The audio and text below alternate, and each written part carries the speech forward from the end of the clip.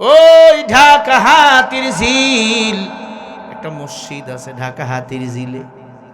ঢাকা হাতির ঝিলে শবে বরাতের দিন নিয়োগ ছাড়া হলো নিয়োগ বিজ্ঞপ্তি। আপনার সন্তান হাফেজ হয়েছে, এই মসজিদে তারাবি পড়াতে পারবে।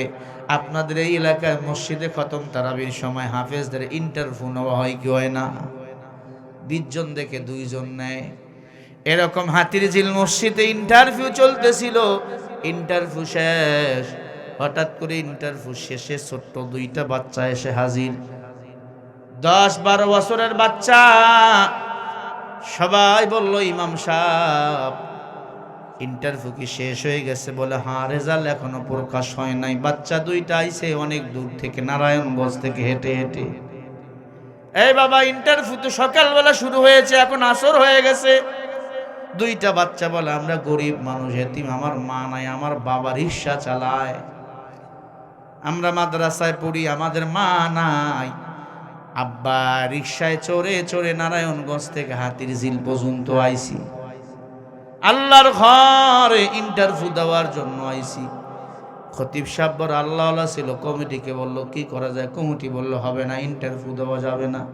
খতিব সাহেব বলল, এই ছোট্ট বাচ্চা যদি ইন্টারভিউ দিতে না পারে, আল্লাহর ঘরে জুলুম করা হবে। সময়টামায় বুঝি না, ওদের একটু তেলাওয়াত শোনা হোক। আসরের নামাজ শেষ, আমিও সেই মসজিদে বসা।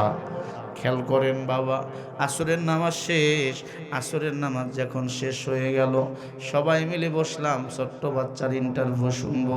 ছোট্ট যে বাচ্চাটা 10 বছরের, বলল, হুজুর আপনারা ধরেন, যেখান থেকে মনে চায় সেখান থেকে আমাকে বলতে বলেন, আমি বলবো। সুবহানাল্লাহ বলবেন না? যেখান থেকে মনে চায় সেখান থেকে আপনারা আমাকে ধরেন, আমি বলবো। আমরা বললাম, না, আপনার মন মতো আপনি পড়েন। ছোট্ট বাচ্চাটা সূরা ইয়াসিন তেলাওয়াত করা শুরু করে দিল। পড়তে পড়তে সূরা ইয়াসিন শেষ করেছে, চোখের পানি ধরে রাখা যায় না। যেমন মায়াবী চেহারা, তেমন কণ্ঠেই মজা। তেলাওয়াত শুনে কান্না। তার বড় 1 বছরের বড় ভাই 11 বছরের ছোট্ট বাচ্চাটাকে বলে, বলো তুমি তেলাওয়াত করো। ও সূরা রহমান তেলাওয়াত করা শুরু করে দিল। ছোটটার কণ্ঠ যেমন মজা, বড়টার কণ্ঠ তেমন মজা। এমন মজা সব হাফেজকে ফেল করে ফেললো। এবার ইমাম সাহেব বলে, তোমাদেরকে যদি আমরা ধরি, কোরআন শরীফের মাঝখান থেকে বলতে পারবা? বলে, হুজুর যেমনি মন তেমনি ধরেন। আমরা 2 ভাই 6 মাস বয়সে 6 মাসে কোরআনের হাফেজ হয়েছি। সুবহানাল্লাহ বলেন। ঢাকা বড় মাদ্রাসা, সেখান থেকে আমরা হাফেজ হয়েছি। আমরা মাকে দেখি নাই জন্মের পরে। আমরা যমজ 2টা ভাই। আমার আব্বা রিক্সা চালাইয়া চালাইয়া আমাদের হাফেজ বানাইছে। ছোট্ট বাচ্চা 2টাকে ধরা হলো। যেখান থেকে ধরার আগে পট করে বলে দেয়, একটা শব্দ বললে ওখান থেকে তেলাওয়াত করে।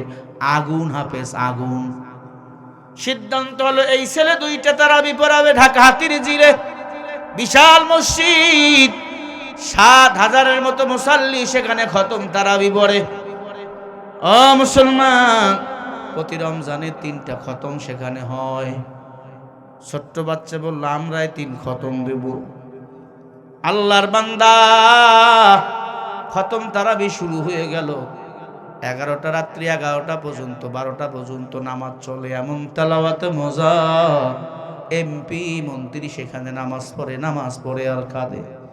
আমি আগে এমপি সাহেবকে বললাম, কাঁদেন কেন? বলে, আমি কাঁদি না, কোরআন আমারে কাঁদায়, তেলাওয়াত আমারে কাঁদায়। 17ই রমজান আমার মনে আছে, আল্লাহর বান্দাদের কিছু হাদিয়া দেওয়া হলো 1 লাখ টাকার মতো। বাকি টাকা 27শে রমজান দেওয়া হবে। 17ই রমজান 2 খতম শেষ। টাকাটা কারে দেব? ছোট্ট বাচ্চারে তো দেওয়া যায় না। বলে, আমার আব্বা আইছি। পিছনে তার আব্বা লজ্জায় বারান্দায় দাঁড়িয়ে রয়েছে। তার আব্বাকে ধরে নিয়ে আসলাম। আব্বা চোখের পানি ছেড়ে বলে, দোয়া করবেন আমার ছেলের জন্য। দুইটা বাচ্চা আব্বার হাত ধরে কান্না করে বলে, আমার আব্বা কষ্ট করে আমাদের বড় করছে, আমাদের মার ভালোবাসা দিয়েছে, বাবার ভালোবাসা দিয়েছে। 1 লক্ষ টাকা মুরব্বির হাতে দেওয়া হলো। আল্লাহর বান্দারা বিশ্বাস করবেন না, 27 রমজান 3 খতম হয়ে গেল। মানুষের ভালোবাসা, এত ভালোবাসা, টাকা তো দূরের কথা, টাকা দিতেছে, কেউ তারে গিফট দিতেছে, পাঞ্জাবি লুঙ্গি দিতেছে, জুব্বা হাদিয়া ইত্যাদি ইত্যাদি। নিজের সন্তানকে মানুষ যেমন ভালোবাসে না, মুসাল্লিরা 1 মাস হাফেজ সাহেব নামাজ পড়াইছে হাতিরঝিল মসজিদে, সবার পাগল হয়ে গেছে। হাফেজ সাহেবকে বিদায় এমপি কান্না করতেছে, মন্ত্রী কান্না করতেছে, এলাকার মহিলারা সহ কান্না। সকাল 10টায় ছেলে 2টা বিদায় নেয়, এলাকার মানুষ কান্না করতেছে, বলছে আবার সামনে রমজানে আসবেন, খতম তারাবি পড়াবেন। বাচ্চা 2টা এখনো সেই মসজিদে খতম তারাবি নামাজ পড়ায়। আমার জীবনে আমি আর এত বড় হাফেজ দেখি নাই, ভালো হাফেজ দেখি নাই বাবা। যেমন কণ্ঠ তেমন তলোয়ার তেমন মজা। তার আব্বাকে বললাম, কি কারণে এত সুন্দর হাফেজ হলো? বলে, হুজুর আমার স্ত্রীর মনে আশা, আল্লাহ যদি ছেলে সন্তান দেয় হাফেজ বানাবে, আলেম বানাবে, কিন্তু আমার কপাল মন্দ, মেডিকেলে আমার বাচ্চা 2টা ভূমিষ্ঠ হয়, আমার স্ত্রী মেডিকেলেই মরিয়া যায়। আমি তার স্মৃতির জন্য বাচ্চা 2টাকে মাদ্রাসায় দিয়েছি, আমার বাচ্চা 2টা হাফেজে কোরআন হয়ে গেছে। আমি কোনো কাজ করি না, মাঝে মাঝে রিক্সা চালাই, তাদের একটু খাওয়ার ব্যবস্থা করি, কিন্তু আমার সন্তানটা অনেক দামি হয়ে গেছে, আমি জানতাম না। মাদ্রাসার ওস্তাদরা বলে, তোমার সন্তান আগুন হাফেজ, এত বড় ভালো হাফেজ আমরা দেখি নাই। যেই পৃষ্ঠাটা একবার দেখে সেই পৃষ্ঠাটা তার মুখস্থ হয়ে যায়, শুধু দেখে মুখস্থ হয়ে যায়। ওই ছেলে 2টাকে আমি জড়াইয়া ধরে কান্না করলাম, বলে হুজুর দোয়া করবেন আমরা যেন কোরআনকে ধরে রাখতে পারি। ও এলাকার মুসলমান, কোরআন যাদের সিনায়, গরিব নাই, এতিম নাই, টাকাওয়ালা না, পয়সাওয়ালা না, কোরআনওয়ালার সম্মান আমার আল্লাহ বাড়াইয়া দেয়। এই যে আমি শরীফুল ইসলাম, আমার চিনতেন না, কে আমার মা, কে আমার বাবা, আজ এত সম্মান। আমার আল্লাহ তাআলা সম্মান বাড়াইছে কোরআনের কারণে। আমার মতো কেউ নাই, আমি গরিব, আমার মা কষ্ট করে মানুষের বাড়িতে, আমার আব্বা কাজ করে আমারে মাদ্রাসায় পড়াইছে, আলেম বানাইছে। আল্লাহ আজ এত সম্মান দান করেছে, আমার মনে হয় এমপি মন্ত্রীও এত সম্মান পায় না। এটা কোরআনের কারণে, অন্য কারো কিছু জন্য নয়। ও পাবনার মুসলমান, মনে কি চায় না একটা সন্তান আলেম বানাইবা, একটা সন্তান হাফেজ বানাইবা, হুসাইন বিন আলী রাদিয়াল্লাহু তাআলা আনহু মাদ্রাসায় দিয়া দিবা, আপনার জীবন ধন্য হবে। একটা সন্তানের যদি হাফেজ হয়, আলেম হয়, আপনি যদি হাফেজে কোরআনের মা বাবা হন, আপনি লাশে পড়ে থাকবেন, আপনার সন্তান জানাজার নামাজে দাঁড়িয়ে দোয়া করবে, রব্বির হামহুমা কামা রব্বায়ানি সগীরা। আল্লাহ বলে, ও সন্তানের মা বাবা, সন্তান এই দোয়া পড়তে দেরি, আমি আল্লাহ ওই মা বাবার জীবনের সব গুনাহ মাফ করতে দেরি করি না। সুবহানাল্লাহ বলেন, আরো জোরে বলেন সুবহানাল্লাহ। বাদশাহ সুলতান মাহমুদ গজনবী কোরআন তেলাওয়াত, ফজরের আজান হয়ে গেছে, আজান, র‍্যাব পুলিশ সবাই উঠে গেছে, ডাকাতের দল চিন্তা করলো এখন তো পালাতে পারবো না, কোথাও ঘাপটি মেরে লুকে থাকি। বাদশাহ বলে, না চলো আমরা নামাজে দাঁড়াইয়া যাই। সুবহানাল্লাহ বলেন। আল্লাহর প্রিয় বান্দা বাদশাহ সুলতান মাহমুদ সবাইকে নিয়ে নামাজে চলে গেল। সবাই উযু বানায়, ডাকাত 3 জন নামাজে দাঁড়িয়ে গেল। বাদশাহ সুলতান মাহমুদ প্রথম কাতারে যায় নামাজে ইমামতি করার জন্য চলে গেল। একজন ডাকাত আর একজনের চেহারার দিক তাকায়, কিরে এনা রাতের বেলা আমাদের সাথে ডাকাতি করেছে, নামাজে চলে গেল কেন?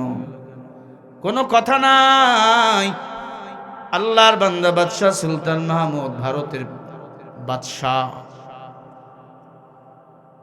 ভারত দেশের সরকার, আবার আল্লাহর ঘরের ইমাম, চিন্তা করেন, নামাজ চলে গেল, ফজরের নামাজের তেলাওয়াত, একজন আর একজনকে লারা মারে, কিরে এই হুজুরে নামাজ পড়ার কারণ কি? একজনে কয় এই মনে হয় এলাকার এখানকার ইমাম সাহেব। কয় না, আল্লাহর ঘরে তো সবার দাম সমান। দেখা যাক কি হয়। নামাজ শেষ, বাদশাহ সবাইকে ডাক দিয়ে বলল, বসো, আমরা তিনজন মেহমানদের আজকে মেহমানদারি করব। তিন ডাকাতের পেয়ে গেল নিশ্চয় আল্লাহর বান্দা বাদশাহ, বুঝতে বাকি নাই। বাদশাহ টান দিয়ে একবারে তার সিংহাসনে বসে বলল, মাথায় টুপি, কাঁধের রুমাল, হাতে তাসবি, পকেটে মেসওয়াক, একটা জুব্বা পাগড়ি বাঁধানো, এলোমেলো চেহারা, ঠোঁট দুইটা গোলাপের পাপড়ির মতো সুন্দর। সুবহানাল্লাহ। আল্লাহর বান্দা বাদশাহ সুলতান মাহমুদ সিংহাসনে বসে বলল, ও ডাকাতের দল, তোমরা ডাকাতি করতে আইছিলে, তোমরা আমারে চেনো না। আমি হলাম এ রাজ্যের বাদশাহ, বাদশাহ সুলতান মাহমুদ গাজনবী। একদিন মাটির ভিতরে হবে ঘরে, মন আমার কেন বান্দো দালান ঘর।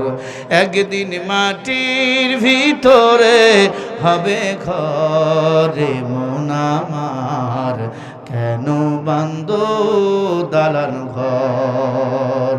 দেহ তোমার চর্ম চর গলে পচে যাবে, শিরায় উপশিরাগুলো ছিন্ন ভিন্ন হবে, মুন্ডু মিডু দণ্ড সবে হবে খণ্ড খণ্ড, পরে রবে মাটির উপর রে, মন আমার কেন বান্দো দালান ঘর।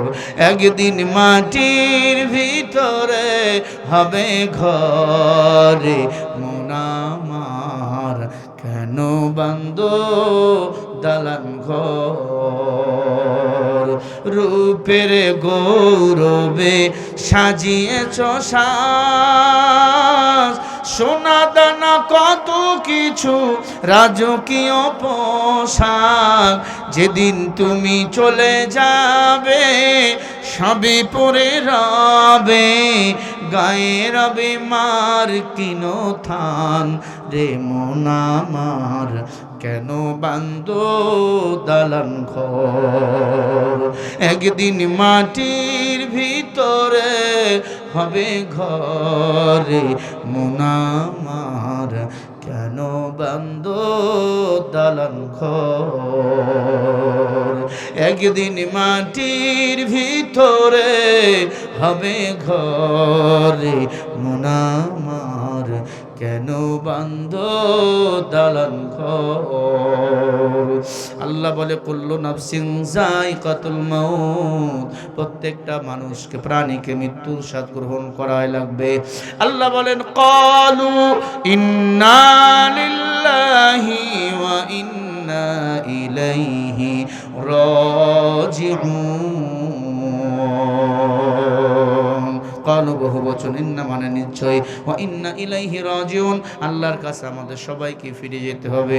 বাদশাহ সুলতান মাহমুদ ডাক দিয়ে বলে, ও র‍্যাব বাহিনী, পুলিশ বাহিনী, শোনো, এই ডাকাতদেরকে তোমরা আমার কাছে নিয়ে আসো। ডাকাতের দল বাদশার কাছে চলে আসলো। সবাই বলে, বাদশাহ কঠিন বিচার করবেন এই ডাকাতদের। বাদশাহ ডাকাতদেরকে এক এক করে দাঁড় করাইলো। আল্লাহু আকবার বলেন। আল্লাহর প্রিয় বাদশাহ যারা হবে, শাসক যারা হবে, এরা মানুষের কথা আগে শুনবে, সুখ দুঃখের কথা শুনে তারপরে বিচার করবে। ঠিক না ভাই? ঠিক। বাদশাহ সুলতান মাহমুদ বলে, তোমরা ইয়ামান থেকে আইছো? বলে হ্যাঁ। ডাকাতি করার জন্য? বলে হ্যাঁ। কেন? বলে আপনি খারাপ। কি খারাপ? বলে আপনি মানুষের উপর জুলুম করেন। ভারত আমেরিকা কয় না মুসলমানরা জঙ্গি, আসলে কি আমরা জঙ্গি? বলেন। কয় মাদ্রাসায় জঙ্গিবাদের ট্রেনিং হয় না, মাদ্রাসায় আমার আল্লাহকে পাওয়ার ট্রেনিং দেওয়া হয়, আমার নবীকে পাওয়ার ট্রেনিং দেওয়া হয়। তোমার সন্তান মাদ্রাসায় পড়ে সরেও অজগর সরেয়া আপা, আর আমার মাদ্রাসায় আমার ছেলে পড়ে সরেও উজু সরেয়া আল্লাহ। ঠিক না ভাই? ঠিক। তোমার সন্তান পড়ে আপেল, আমার সন্তান পড়ে আল্লাহ। তোমার সন্তান পড়ে বি, তোমার সন্তান বিতে কাউরে চেনে না, তোমার সন্তান বিতে ফল চেনে বেদানা। আমার সন্তান পড়ে বি বাইতুল্লাহ, বাইতুল্লাহ মানে আল্লাহর ঘর। আল্লাহর ঘরে যাও, সেজদা দাও, আল্লাহর ঘরে গিয়ে সেজদা দিলে আল্লাহকেই পেয়ে যাও। ও মুসলমান, তোমার সন্তান ডক্টর বানাও, ইঞ্জিনিয়ার বানাও, কবি বানাও, সাহিত্যিক বানাও, আমার আপত্তি নাই। ধর্মীয় শিক্ষা তোমার সন্তানকে দিয়ে দাও, এই দায়িত্বটা দিয়েছেন আমার আল্লাহ।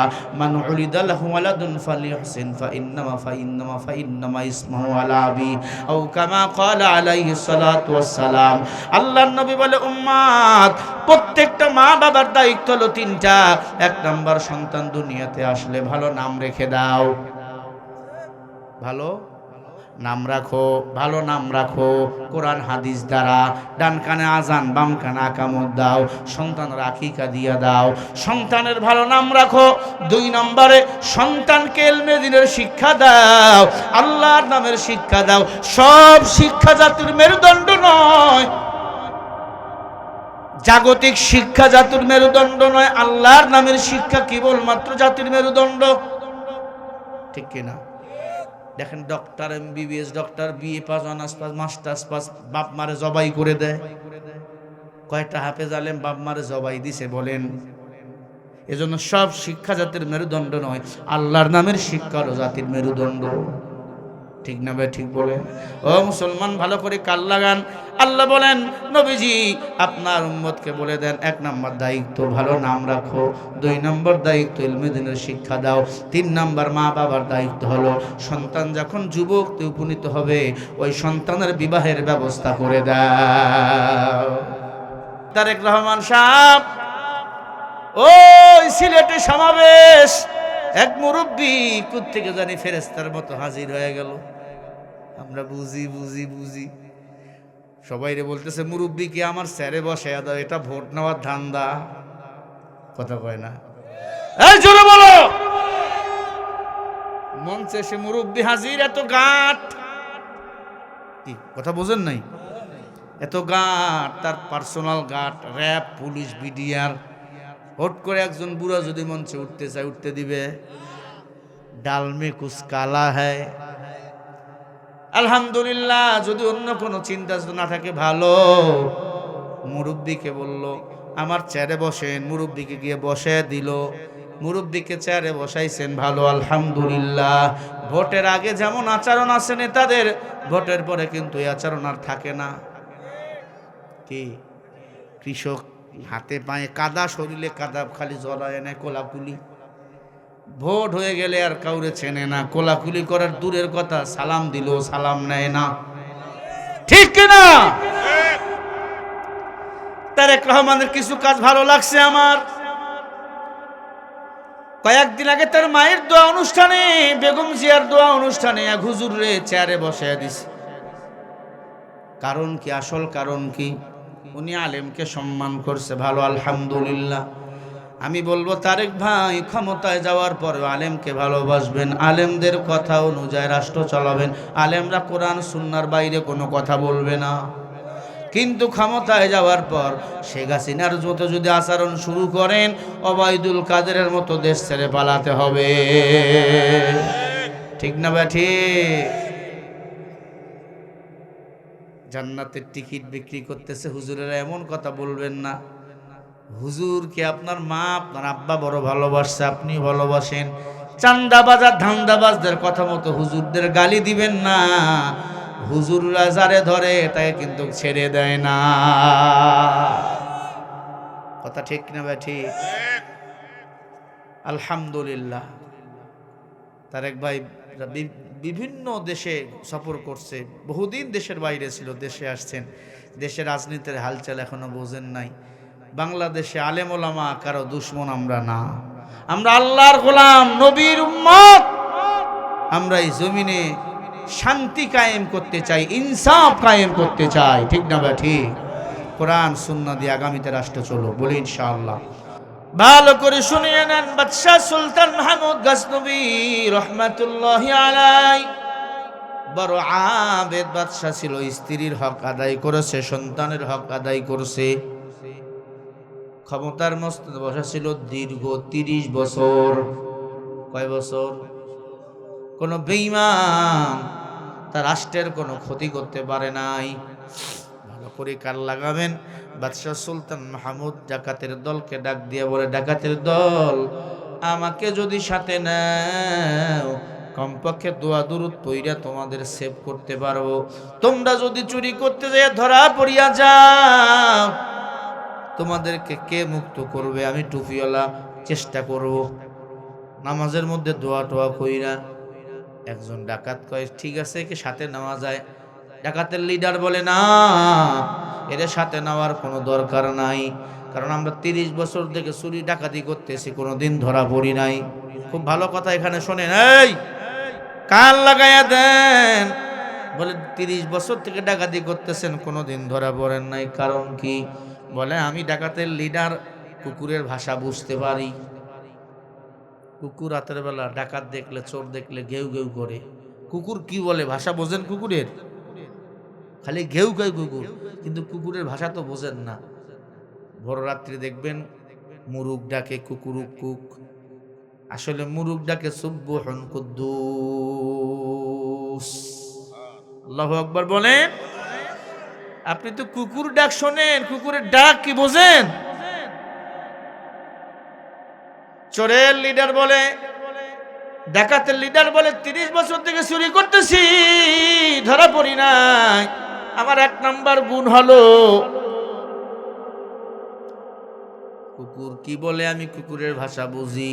2 নম্বর ডাকাত বলে, আমার একটা বড় গুণ হলো, যত বড় তালা হোক হাত দিলে চাবি ছাড়া খুলে ফেলবো। শুনতেছেন? 1 নম্বর ডাকাতের গুণ কি? কুকুরের ভাষা বোঝে।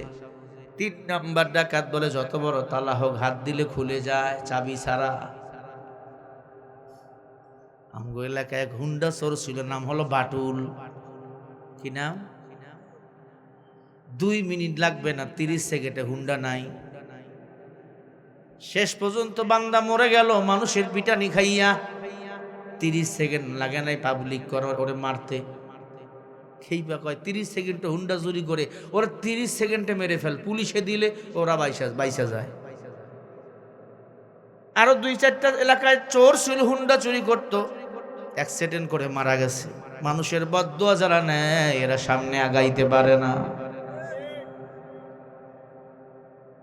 কোরআনওয়ালা আল্লাহর বান্দা বাদশাহ সুলতান মাহমুদ ডাক দিয়ে বলে, ও দ্বিতীয় ডাকাত, তোমার কি গুণ?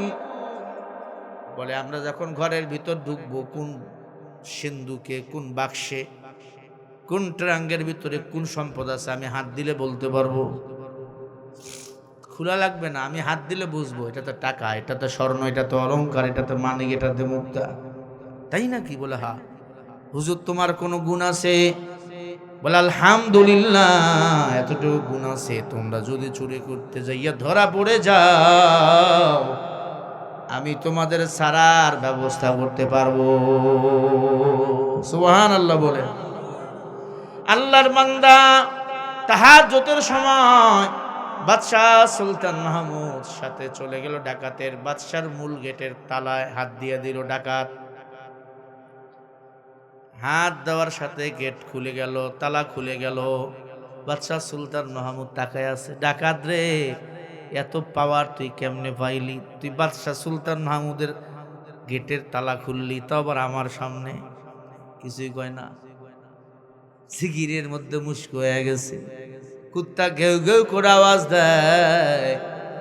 বাকি চোর ডাকাত ডাক দিয়া কয়, বল কুত্তা কি কয়? কয়, কুত্তা কয়, তোদের সামনে, তোদের সাথে বাদশাহ সুলতান মাহমুদ, ডাকাতি করিস না, পালা, ধরা পড়লে কাম হয়ে যাবে সারা।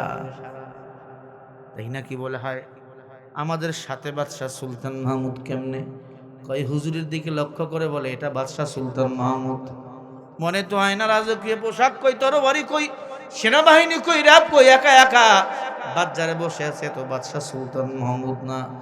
বাকি ডাকাত ডাক দিয়ে বলে রাতের বেলা তোমার মনে হয় ঘুম হয় নাই, তুমি আজকে ভুলভাল শুনতেছো।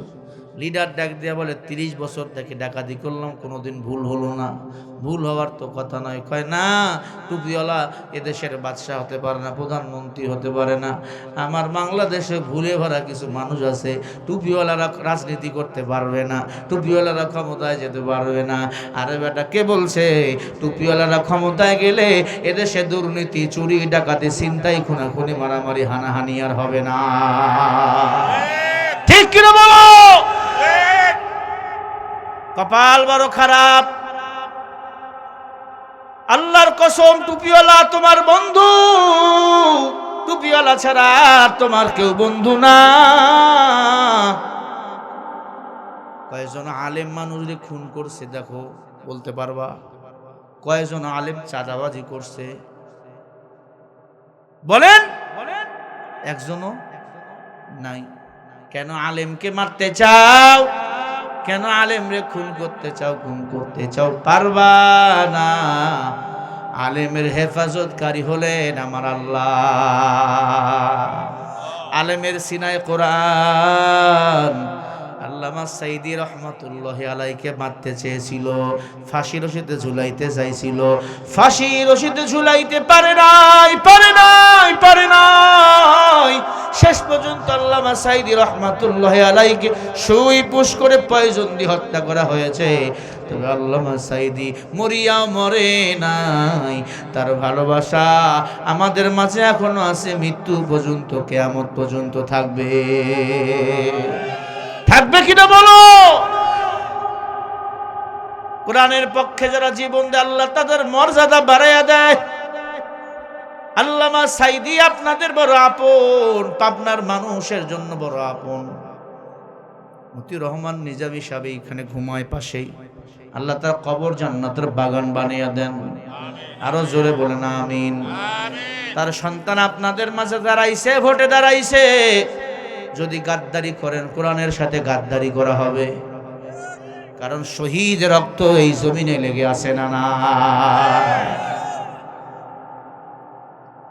আল্লামা সাইদি আপনাদের পাবনা থেকে বক্তা হয়েছে, আপনারা কি জানেন? 1972 সালে উনি বয়ান শুরু করেছে দারুল আমান ট্রাস্ট।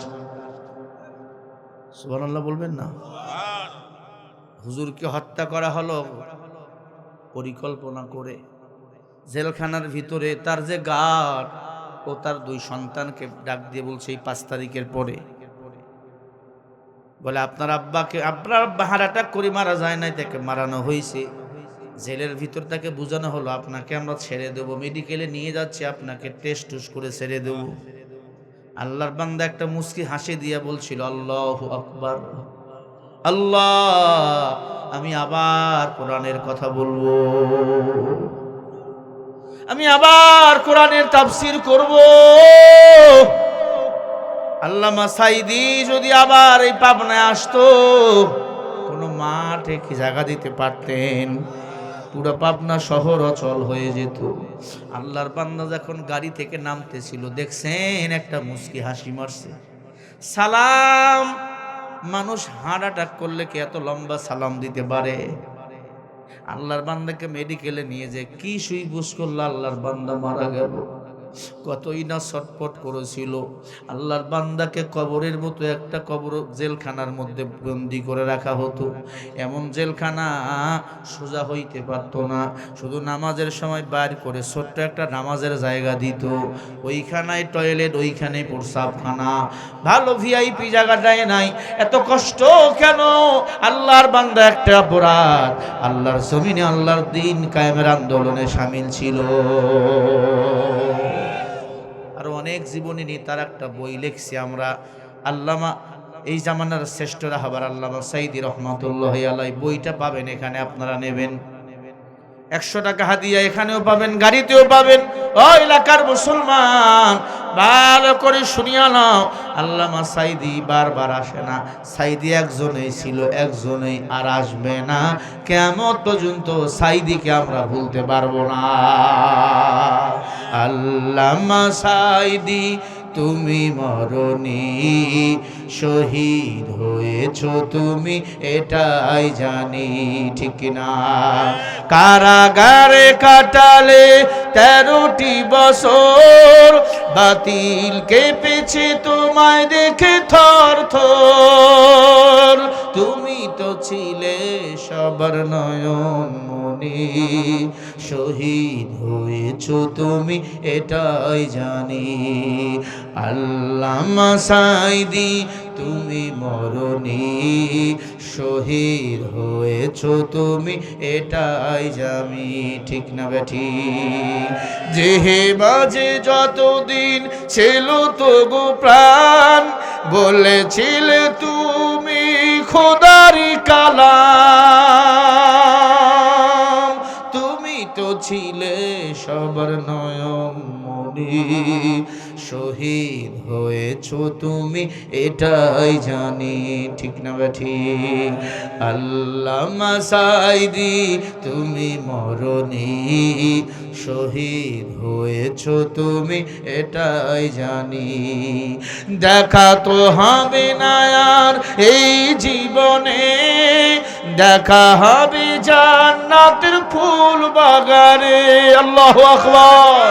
দেখা তো হবে না আর এই জীবনে, দেখা হবে জান্নাতের ফুল বাগানে। তুমি তো ছিলে সবার চোখের মনি, শহীদ হয়েছ তুমি এটাই জানি।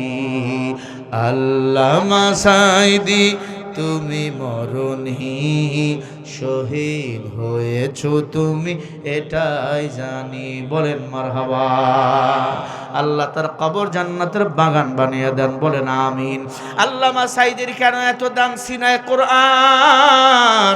আপনার সন্তানটার সিনায় কোরআন ঢুকাইয়া দেন বাবা।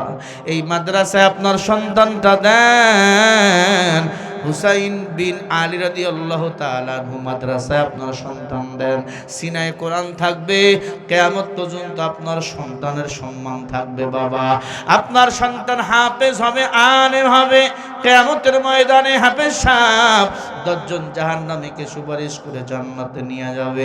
একজন হাফেজ আলেম মানুষের সাথে জুলুম করতে পারে না, ইনসাফ তারা কায়েম করবে। ও হাফেজ সাহেবের মা বাবা, তোমাদের জীবন ধন্য হয়ে যাবে। হাফেজের মা বাবার মাথায় আল্লাহ নূরের টুপি পরাইয়া দিবে। এই নূরের টুপির দাম কত জানো? সারা দুনিয়া যদি 8000 বার বিক্রি করে দাও, হাফেজে কোরআনের মা বাবার মাথা নূরের টুপির সমান মূল্য হবে না।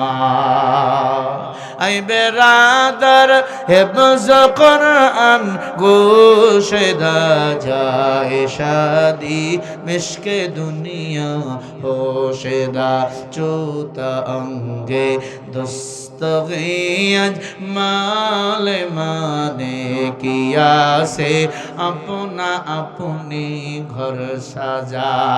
যদি কেউ দুনিয়ার ঘর বাদ দিয়া কবরের ঘর সাজাতে চান, মাদ্রাসার মোহাব্বত দিলে ঢুকাও, নবীর ঘরকে ভালোবাসো, আল্লাহ তোমার ঘর কবরকে সাজাইয়া দিবে।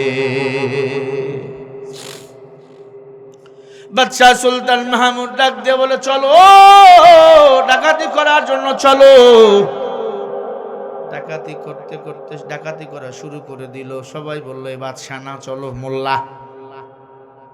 হুজুর রে কয় মোল্লা, কয় কাঠ মোল্লা আছে না একদল। ঢুকে গেল ভিতরে, ডাকাতি শুরু করলেন।